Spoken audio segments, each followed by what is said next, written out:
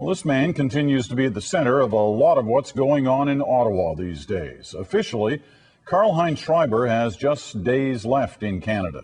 Inside the House of Commons, questions about whether the government will delay his extradition led to some tense exchanges, while outside the House, tempers positively flared.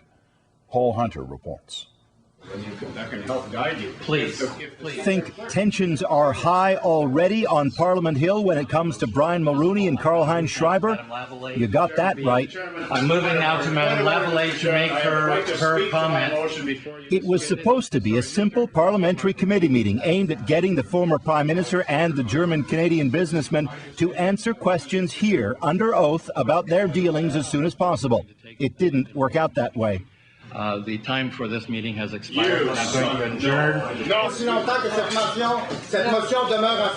As opposition MPs shouted at each other, Conservatives stepped out, and Liberals were accused of shutting down the debate before it even began. I saw who you were speaking to, looking for support on your obfuscation and your stalling and your relaying too.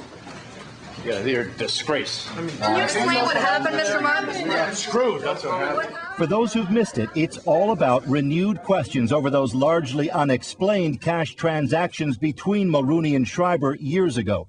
In question period, Liberals again tried to draw in the Harper government. When the Prime Minister said Mr. Mulroney would be remembered as Canada's greenest Prime Minister, was he talking about the money? The Conservative counter, again, all answers in due course. We've indicated that a full public inquiry with respect to these issues is the appropriate way to go. But that won't happen until next year, and time's a-ticking for Karl-Heinz Schreiber, still at this Toronto detention center, facing extradition to Germany December 1st on criminal charges there. That's his lawyer coming out the door. Schreiber may yet appeal his case to the Supreme Court, but he's been clear, regardless, he won't cooperate at any inquiry if he's forced out of Canada. Before it broke down, the committee seemed to be the fastest way to get Schreiber on the record now. I can only surmise that the Liberals don't want Mr. Schreiber there because they don't want to hear what he might have to say about other wheels of commerce he may have been greasing over the years in Ottawa. Liberals say it was committee rules that forced an end to the debate.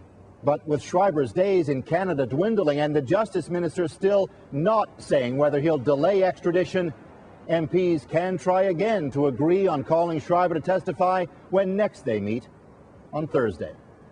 Paul Hunter, CBC News, Ottawa.